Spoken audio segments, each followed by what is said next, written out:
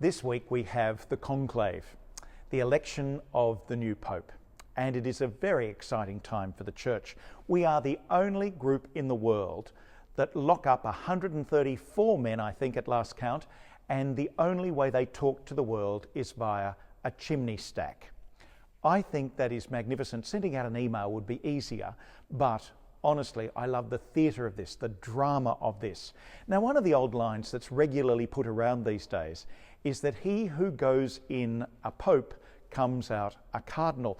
But it's actually not true, because Cardinal Ratzinger went in a pope and came out a pope.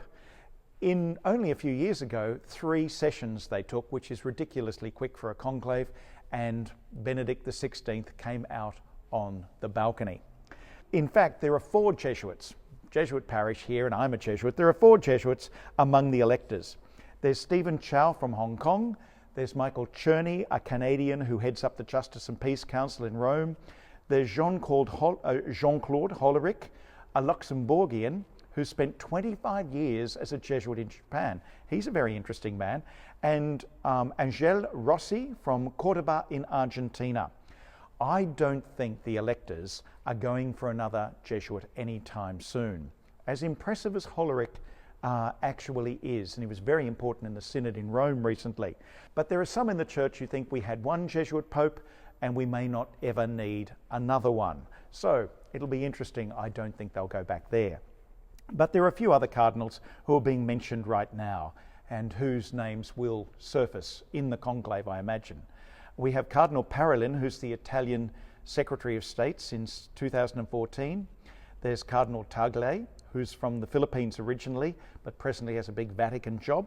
There's Cardinal Erdo from Hungary, who's very traditional, but he's been mentioned in lots of dispatches.